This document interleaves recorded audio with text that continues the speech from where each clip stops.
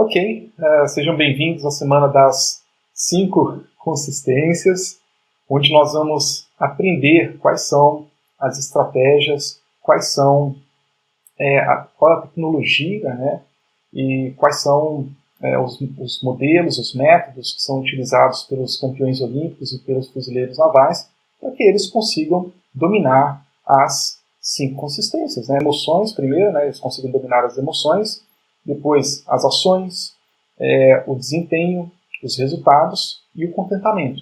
Exatamente isso que eles buscam para que eles consigam ter consistência.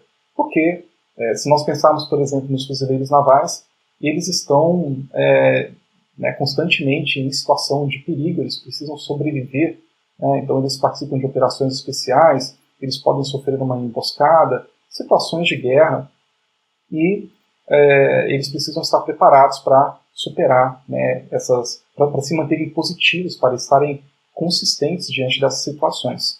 E com os atletas olímpicos não é diferente. Os atletas olímpicos também eles passam por muita pressão, por muito estresse, por tempos melhores, por fazer os movimentos, né, de forma apropriada, de forma otimizada.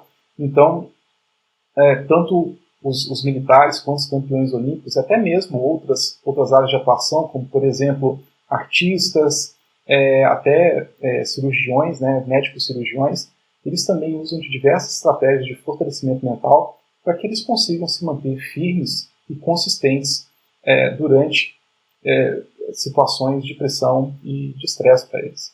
Agora, a pergunta é, será que a gente precisa de tudo isso? Será que a gente precisa, né, dessas estratégias, dessa tecnologia, dos métodos, né, dos modelos de desenvolvimento, de fortalecimento mental que eles usam? Olha, a gente vai entender isso um pouquinho mais para frente. A gente vai conseguir chegar nessa conclusão. E para iniciar, a gente precisa entender qual é o contexto que nós nos encontramos hoje, né, no mundo, na nossa situação de vida, né, no mundo moderno. Bom, eu não sei se você percebe o mundo dessa mesma forma, mas o mundo ele tem mudado numa velocidade alucinante e tem exigido muito mais de nós. E uma coisa que eu percebo no mundo, que eu acho curioso, é o seguinte, uma coisa que parecia ser, né, assim, agora é assado. Né? Então as coisas, elas tá um pouco mais difícil da gente entender o que está acontecendo no mundo. Será que o que a gente está vendo de notícia é verdade ou não? Então nós estamos vivendo em um mundo que ele é complexo, né, na sua natureza, cada vez mais complexo. E toda essa complexidade ela tem exigido muito mais de nós. Além disso, tem toda a questão da incerteza. Quando a gente olha para o mundo ele é cada vez mais incerto. A gente não sabe mais o que vai acontecer amanhã. Tem até a letra de uma música da banda Legião Urbana, né? Então tem o Renato Russo, ele escreveu essa letra da música Índios, e nessa música ele fala, né, que o futuro não é mais como era antigamente. Ou seja, a gente não sabe mais como vai ser a próxima hora, nem talvez o próximo minuto, o próximo segundo. Né? Quanto mais o próximo dia, o próximo ano. Eu me lembro que quando eu estudava, tinha uma matéria que era planejamento estratégico, e as empresas faziam planejamento para 3 anos, para 5 anos, para às vezes até 10 anos. Né? Hoje a estratégia das empresas é viva, meio aquela coisa, sabe? Muda conforme a dança. Então, esse é o mundo que a gente está vivendo, esse é um mundo de incertezas. E eles agora existe até um nome, né, que estão dando para esse mundo, que são 4 letrinhas, né, que é o famoso mundo VUCA, né, e cada letrinha dessa significa uma coisa. Então, o mundo ele é volátil, ele é incerto, ele é complexo e ele é ambíguo. E nós vivemos nesse mundo. Essa que é a grande, como eu diria, a coisa mais interessante, na minha opinião. Porque enquanto, né, o mundo ele é VUCado, né, então ele é volátil, ele é incerto, complexo e ambíguo, nós funcionamos de uma forma totalmente diferente. A nossa mente, ela está sempre buscando... Boa noite, Matheus, seja bem-vindo. Já comecei aqui. Então, nós temos o mundo VUCA, né, que ele é volátil, incerto, complexo e ambíguo, e ele causa, né, diversas pressões em nós, e a nossa mente ela funciona de uma forma totalmente diferente. A nossa mente ela busca organizar, a nossa mente ela busca ordem, ela busca ordenar as coisas de uma forma lógica, de uma forma que faça sentido. E é muito interessante isso, porque parece aquela coisa dos... Né, pode parecer um clichê, mas os opostos se atraem. Então, por um lado, nós temos, né, o mundo VUCA, que está aí, né, cheio das... que a gente tem dificuldade para entender, e ele é volátil, incerto, complexo e ambíguo. E do outro lado, nós tem a gente, né, com a nossa mente. A nossa mente busca a organização. Nós vivemos, né, de forma organizada. Muito bem. E esse cenário eu acho extremamente interessante. É muito interessante ver essas duas diferenças e como, né, elas, de certa forma, elas se complementam, né? Porque toda vez que a gente tenta organizar toda essa complexidade, a gente acaba realmente conseguindo, né, encaixar as coisas no devido lugar. Mas, sim, acontece que o mundo complexo, como ele é hoje, ele realmente traz muita pressão sobre nós. E a pergunta é, será que a gente está conseguindo lidar com essa pressão que o mundo está colocando sobre nós? Primeiro, a gente precisa entender o que é essa pressão. Como é que nós, seres humanos, percebemos a pressão? Bom, nós percebemos a pressão do ponto de vista do estresse. Ok? Então é assim que a gente percebe a pressão. Toda vez que o nosso estado normal ele é perturbado, é porque uma pressão está sobre nós. E essa pressão ela pode ser de diversas ordens. Ela pode ser de ordem financeira, ela pode ser de ordem profissional, de ordem familiar, relacionamentos, pode ser amizade, né, pode ser uma fatalidade, pode ser uma doença, enfim. Então, essa pressão ela vem de diversas formas. Pode ser um cara que corta você na estrada e buzina para você, entendeu? Tipo, você vai ter, nesse momento, o seu estado alterado. Então, essas são, digamos assim, né, diversas fontes de pressão. E essas fontes de pressão, elas provocam em nós, né, elas ativam todo esse mecanismo do estresse. E falando desse mecanismo do estresse, como é que ele funciona? Então, olha só, tem 3 coisas principais que nós precisamos entender. A primeira delas é a própria pressão, ok? Então, a pressão, nós já falamos, existem pressões que são externas, então pressões do mundo VUCA, né? E tem também as nossas pressões internas, que são, por exemplo, as nossas aspirações, os nossos desejos, às vezes são os nossos medos, né, as nossas vontades. Então essas são pressões que todos nós temos. Todos nós vivemos essas pressões. E então a pressão é uma dessas, digamos, variáveis, né? E daí nós temos uma outra variável que é a nossa personalidade. Bom, na nossa personalidade nós temos diversas características. Os psicólogos eles pesquisaram e parece que tem mais de 20.000 traços de personalidade. Então você imagina, né, a combinação desses milhares, né, de traços de personalidade, o que vai dar. Por isso que nós somos muito únicos, né, justamente por causa de toda essa combinação. Agora, tem alguns traços de personalidade que eles prejudicam, eles deterioram a forma como nós percebemos a pressão. Por exemplo, um traço de ansiedade, ok? Quando eu falo traço de ansiedade, eu não estou falando na doença ansiedade, ok? Estou falando no traço de ansiedade. Todos nós, seres humanos, temos ansiedade em algum nível, ok? Isso é normal. O problema é quando, né, a ansiedade leva a pessoa, né, para pensamentos negativos e a pessoa fica ali presa ao futuro, digamos assim. Então aí já é a questão da doença e da ansiedade mesmo. Mas todos nós temos esses traços de personalidade que podem, né, deteriorar, prejudicar a forma como nós percebemos as situações de pressão. Por exemplo, uma pessoa que tem um traço de timidez, em uma situação em que ela é exposta, ela vai se sentir pressionada. Olha só. Uma outra situação é uma pessoa que tem um traço de cólera, né? A pessoa que ela fica com raiva com muita facilidade, ela se exalta com muita facilidade, ela fala alto, né? Então, essa pessoa, ela ela precisa se conter em algumas situações. Esse traço pode também prejudicar a resposta dela. Por quê? Porque ela pode perder a compostura.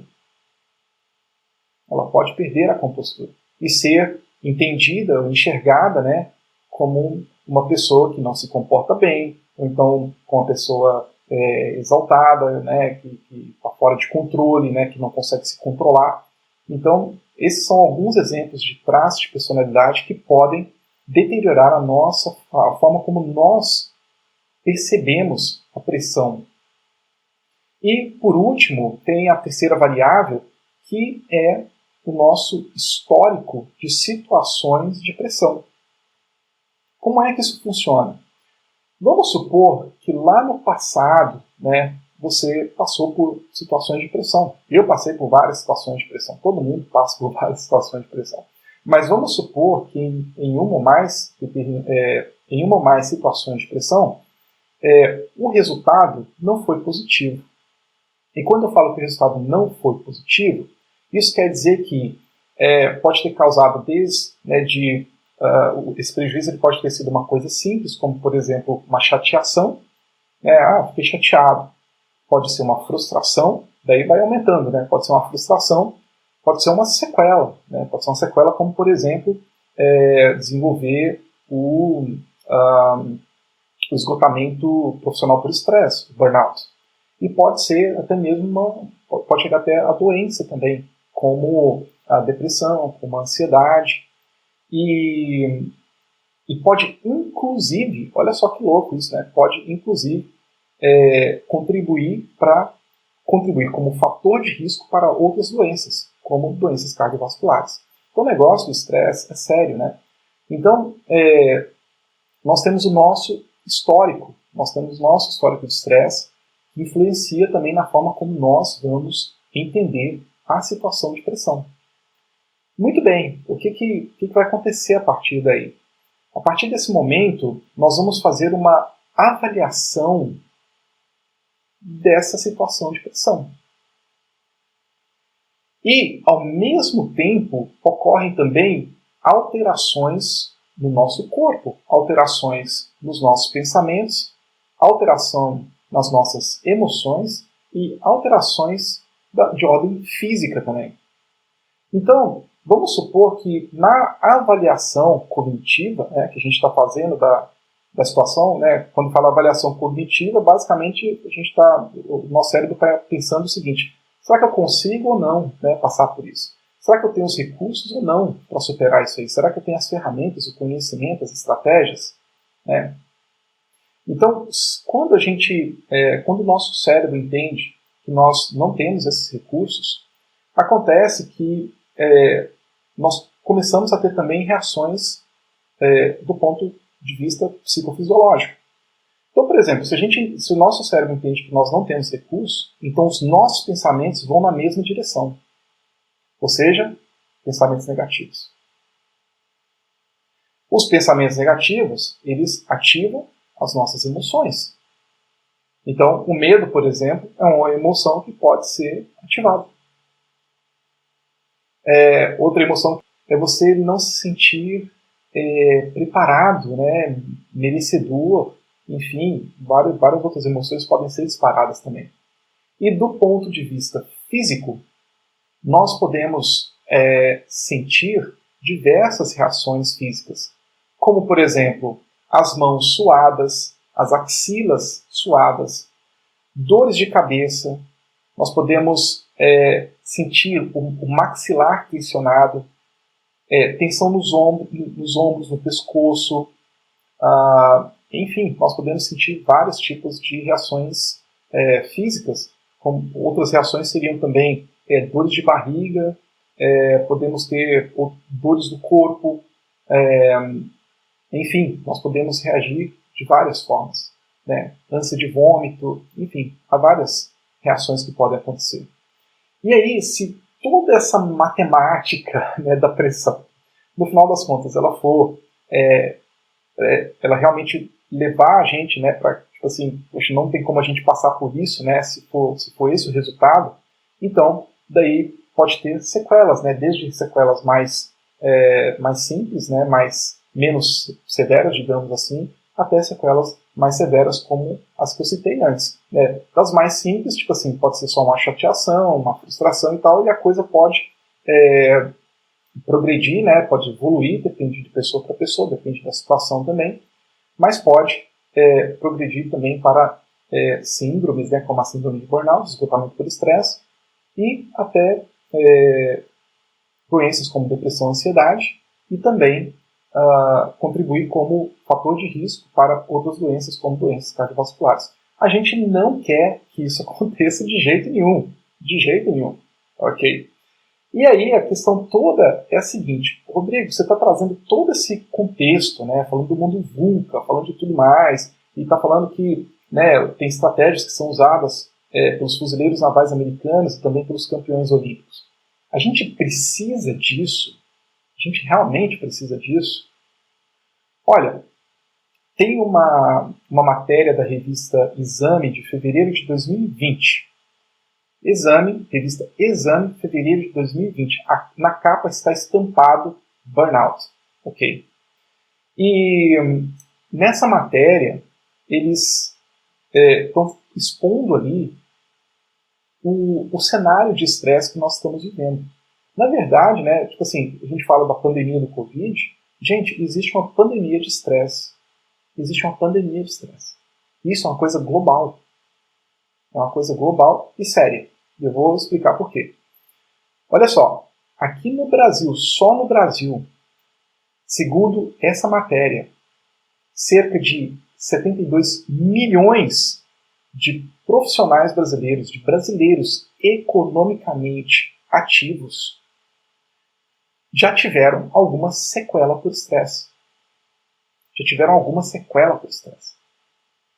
E os impactos financeiros, né, de ordem social, com gastos, por exemplo, em saúde, tratamentos, enfim, com tudo isso, chega a ser de 83 bilhões de dólares por ano somente no Brasil. Somente no Brasil. Ok? E daí quando a gente fala desse tipo de problema que está acontecendo, né, e se a gente olhar, por exemplo, para as empresas, então assim, é funcionário que está afastado, né, é funcionário que não está conseguindo produzir aquilo que pode produzir. E não é que a pessoa não quer produzir, a pessoa quer produzir. Mas, né, essa questão de não conseguir administrar o estresse está levando a pessoa para um estado de presenteísmo. Então, presenteísmo é quando a pessoa está no ambiente de trabalho, né, ela está trabalhando, mas ela não consegue produzir, né, justamente porque ela está sob esse efeito desse estresse crônico, né, que ela não sabe como administrar isso. Muito bem. Agora, eu falei, né, aqui dos impactos na economia, os impactos para as empresas também. Agora, gente, imagine o impacto para as pessoas. A pessoa que passa por isso, né, ela sofre demais. E eu estou falando isso, né, por experiência própria, porque em 2014 eu tive um episódio de esgotamento profissional por estresse, né, o burnout. E nessa época eu morava fora do país, eu morava em Singapura, na Ásia, e eu jamais imaginei que esse tipo de coisa acontecesse comigo. E olha que eu sempre me considerei uma pessoa mentalmente forte, né? Primeiro que, tipo assim, morar em outro país é muito difícil. Então, eu me considerava uma pessoa mentalmente forte. Mas eu passei por isso. E acontece que eu me recuperei e depois, em 2017, eu ainda estava lá em Singapura e esses mesmos sintomas eles começaram a voltar. E eu não sabia como lidar com aquilo. Olha, gente, naquela época eu estava fazendo terapia e estava também tomando medicação para poder me ajudar. Mas ainda assim estava voltando. Eu cheguei ao ponto de realmente decidir que eu não ia querer passar por aquilo novamente e eu pedi demissão do meu trabalho. Cheguei a pedir demissão. E o custo para mim, né, tipo assim, emocional de ter que passar por tudo isso, de desistir, né, do meu emprego, eu gostava da minha empresa, foi muito alto. E não custou só isso não, porque acabou que tipo assim, meu relacionamento ele não deu certo, então eu tive que pausar, né, o meu sonho de ter uma família, né, de ser pai, e foi muito pesado tudo isso aí. Mas eu não deixei barato não. Eu fui atrás desse tal de burnout, porque eu queria entender o que estava acontecendo. E foi aí que eu encontrei uma definição da Organização Mundial da Saúde que diz que o burnout ele é uma síndrome, né, gerada pelo estresse crônico no ambiente de trabalho, estresse que não é administrado com sucesso. A primeira coisa que passou pela minha cabeça foi o seguinte, foi assim, mas eu nunca aprendi a administrar o estresse. Eu nunca fui ensinado a administrar o estresse, eu nem sabia que isso era possível. A partir daquele momento, para mim, tudo, sabe, para mim, tudo só poderia fazer sentido, né, se eu conseguisse administrar o estresse, porque realmente foi muito impactante para mim, tudo que eu passei. E foi aí, então, que eu encontrei o Instituto de Pesquisa em Fortalecimento Mental dos Estados Unidos e eu me licenciei por eles em 2018. E é por isso que hoje eu estou falando aqui de fortalecimento mental. Porque quando eu assisti, né, eu passei pelo programa deles, eu me licenciei por eles, eu pensei, se eu soubesse disso antes, se eu soubesse disso antes, não é simplesmente assim, o que eu poderia evitar, né, perder, mas principalmente o que mais eu poderia ganhar. Então, realmente, tipo assim, foi uma transformação incrível, né, essa, passando, né, por todo esse treinamento, aprendendo como é que funciona o mecanismo do estresse, e aqui nessa aula de hoje eu estou falando um pouco sobre isso. Tá? Agora, o mais interessante de tudo isso é o seguinte, talvez você esteja perguntando assim, Rodrigo, tá, mas como é que tudo isso que você aprendeu, né, pode ajudar, né, esse nosso mecanismo do estresse para que a gente consiga sentir menos pressão, para que a gente consiga perceber a pressão com intensidade menor? Olha, funciona mais ou menos o seguinte. Então, lá atrás, eu tinha falado de 3 variáveis. Né? Então, eu falei da pressão, eu falei da personalidade e falei também do nosso histórico de situações de pressão. Bom, em relação à pressão, não tem muito o que fazer. Por quê? Porque às vezes a pressão é externa. Né? Muita pressão que vem sobre nós, ela é pressão externa, vem do mundo VUCA, né? É um chefe que coloca pressão sobre nós, às vezes é um colega também, enfim. Tem, né, às vezes até parente, né? Tipo, acontece isso também. Então, são coisas que não estão muito no nosso controle. Mas tem outras coisas que elas estão mais no nosso controle. Então, vamos focar nessas. Né? Então, a questão da personalidade. Lá atrás eu tinha falado, dado o exemplo, né, de uma personalidade tímida. Né? Então, como é que se confronta esse traço de timidez? Existem ferramentas, né, que a gente chama de ferramentas de enfrentamento. Na psicologia nós usamos esse termo, né, ferramentas de recursos de enfrentamento, ferramentas de enfrentamento. E nós usamos esses recursos justamente para confrontar, né, traços de personalidade ou históricos de situação de pressão que podem deteriorar, de forma que o impacto dessas variáveis sobre a forma como a gente avalia a situação e a nossa resposta corporal não seja prejudicado. Então, no caso, por exemplo, de uma pessoa que é colérica, que fica, né, com raiva, com facilidade e tudo mais, essa pessoa, a partir do momento que ela sabe como funcionam, quais são as ferramentas que estão disponíveis para ela, ela começa a aplicar essas ferramentas, por exemplo, ferramentas de compostura. Então ela vai conseguir se conter de uma forma natural. E quando ela consegue se conter, a mente dela, né, ela fica totalmente presente, né, no momento, ela consegue ter assim, total clareza sobre a situação que ela está passando, de forma que ela consiga tomar as ações, né, coletar os elementos necessários para que ela possa formar uma decisão para tomar uma atitude, uma ação que seja boa, que seja possível, né, para ela e para os outros também. E quando a gente fala no nosso histórico de estresse, existem também ferramentas de confrontação que vão atuar exatamente em cima desse histórico de situações de pressão. Então, por exemplo, se lá no passado você teve uma situação, por exemplo, pode ter sido um feedback no trabalho, né? Então você vai fazer uma avaliação de desempenho, o seu chefe ele fez uma avaliação de desempenho, você ficou muito chateado com aquilo, e daí toda vez que você vai fazer uma avaliação de desempenho, você fala assim, putz, né, meu, você vai mal avaliado de novo.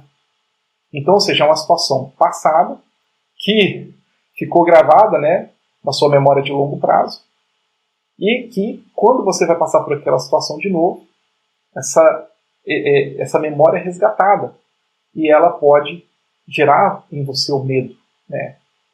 E aí o que vai acontecer? Quando você está de frente para o seu chefe, né, para você, sei lá, se defender, né, para você expor o seu caso ali, que você precisa que você merece uma avaliação melhor, discutir alguma coisa, você não vai conseguir. E aí aquela situação se repete de novo, você fica chateado de novo e fica nesse ciclo, né, da chateação. Né? Ou seja, a sua consistência é quebrada. E a gente quer evitar exatamente isso. E aí o que vai acontecer? Essas ferramentas de confrontação, elas vão entrar, ou de enfrentamento, elas vão atuar justamente nesse ponto. Por quê? Porque vão ensinar, né, porque você vai usar desses recursos para ver a coisa por outro ângulo. Você vai se imaginar, por exemplo, né, você vai se focar em uma pessoa, ou pedir um conselho, ou pedir uma ajuda, você vai buscar outros recursos para que você consiga, né, se sentir confiante para passar por aquela situação. Então existem ferramentas para fortalecer a sua confiança. Assim como existem ferramentas para fortalecer o seu emocional, a sua concentração, a sua habilidade social. E a gente vai falar disso amanhã. Então amanhã é uma aula extremamente importante porque nós vamos ver tudo isso aí. Ok? Muito bem. Então nós já chegamos até esse ponto aqui da live hoje. E então nós estamos entendendo, né, como é que essas ferramentas de enfrentamento elas vão nos ajudar a lidar com as variáveis de pressão de forma que a nossa avaliação cognitiva seja otimizada e a nossa resposta corporal também seja otimizada. E quando tudo isso é otimizado, o resultado também é otimizado. Então, ao invés de a gente ter sequelas, né, no final a gente vai ter sucesso, porque a gente quer isso, a gente quer ficar bem, né, e não vai ser aquele sucesso que custa caro para a gente, né, que lá no final das contas a gente fala assim, oh, você nem consegue comemorar. Não, vai ser aquele sucesso que, tipo assim, que vai gerar em você mais energia para você perseguir mais sucesso. Esse é o ciclo, o ciclo virtuoso, né, do qual nós estamos atrás, que a gente está perseguindo. É isso que a gente quer. E as ferramentas de concentração, elas vão ajudar exatamente na nossa avaliação cognitiva. Por quê? Porque assim que o nosso emocional ele está estável, daí a nossa concentração ela se estabiliza também. Como é que fica a sua concentração se o seu emocional não está legal? É complicado, né? Fica bem difícil. E se a nossa concentração não está legal, a nossa confiança vai sofrer também. Por quê? Porque o processo de confiança ele usa de recursos de concentração para resgatar o quê? conhecimentos, habilidades, estratégias, experiências passadas de sucesso. Então você vê que tudo isso está organizado, né, de uma forma muito lógica, em que uma habilidade mental vai sustentando a outra.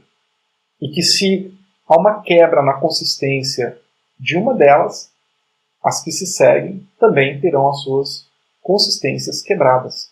E não é isso que a gente quer. Então, basicamente, tipo assim, para essa aula número 1 de hoje, né, era isso que eu tinha para trazer para vocês. A aula de amanhã vai ser uma aula muito bacana, porque amanhã eu vou mostrar como é que você faz para fortalecer os seus músculos mentais. Nós temos músculos mentais, você não sabia? Nós temos músculos mentais. E nós vamos ver como é que a gente faz para fortalecer esses músculos. E pode parecer, como que eu diria, um exagero, né? Mas é assim, da mesma forma como nós fortalecemos os nossos músculos físicos, nós conseguimos também fortalecer os nossos músculos mentais. É totalmente possível. É exatamente isso que os campeões olímpicos e que os fuzileiros navais eles estão fazendo, né? E fazendo então um resumo do que nós vimos nessa aula de hoje, nós vimos o seguinte, que nós estamos em um contexto de vida, né, um contexto de mundo, que é o oposto daquilo que nós somos. Então, o mundo, ele é um mundo volátil, ele é um mundo incerto, complexo e ambíguo.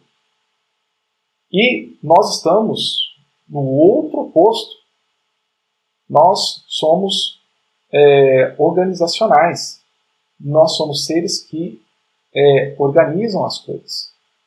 Né? Nós gostamos das coisas organizadas. Nós temos dificuldade para lidar. Né? Nós não gostamos, né, de complexidade, de mudança, de volatilidade. A gente não gosta disso.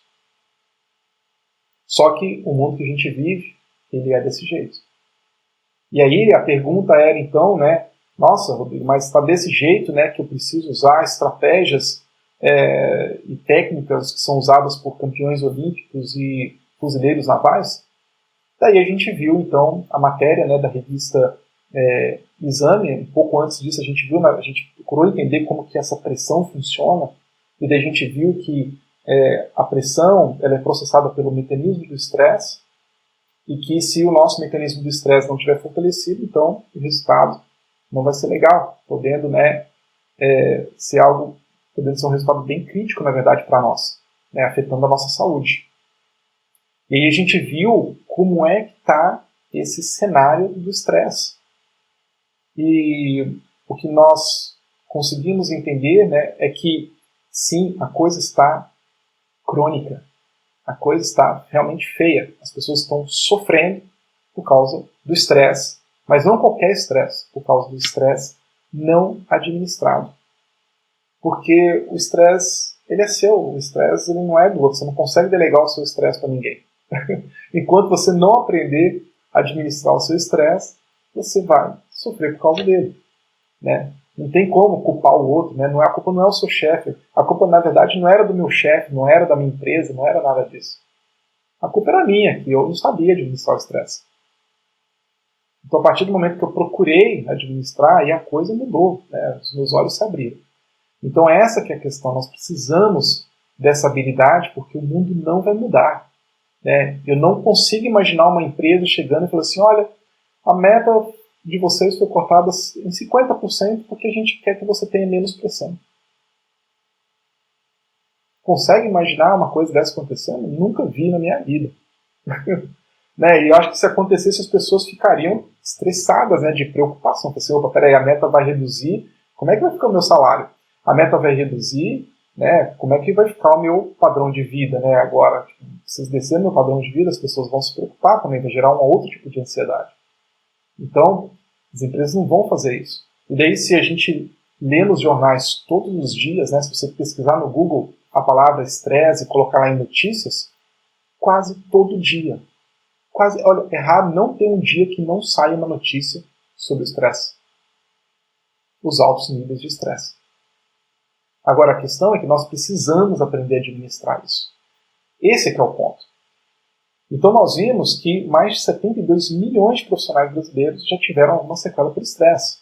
E que esse cenário de estresse custa uma fortuna, né? Na casa dos bilhões de dólares, 83 bilhões de dólares.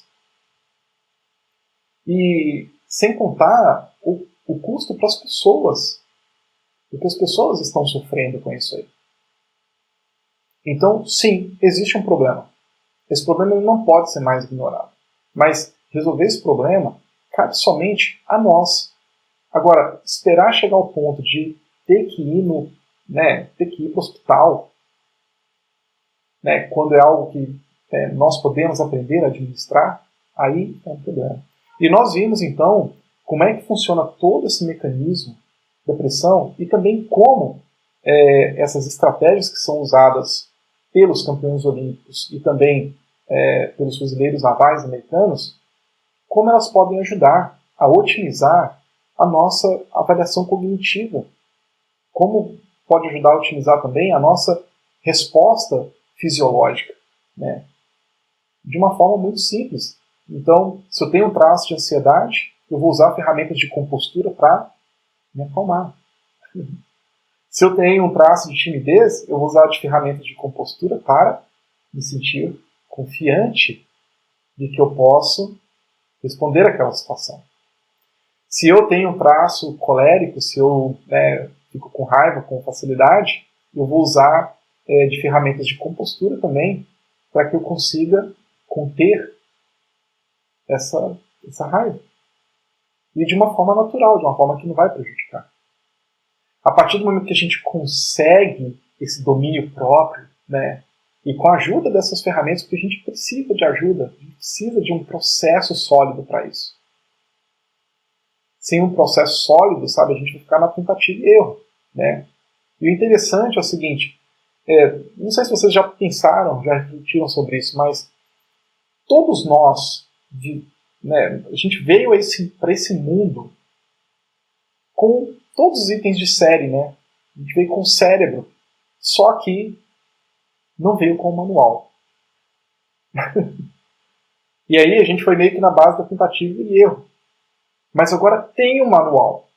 Então, assim, para que eu vou continuar na tentativa e erro? Porque a tentativa e erro está aí, ó, 72 milhões de brasileiros, né, economicamente ativos que tiveram alguma sequela por estresse. E tudo isso custa 83 bilhões, né, de dinheiro. E, pior ainda, né, o resultado para as pessoas, né, o impacto na saúde das pessoas. Então, nós temos como virar esse jogo. Amanhã a gente vai ver isso, a gente vai ver como virar esse jogo para dar um basta nessa questão.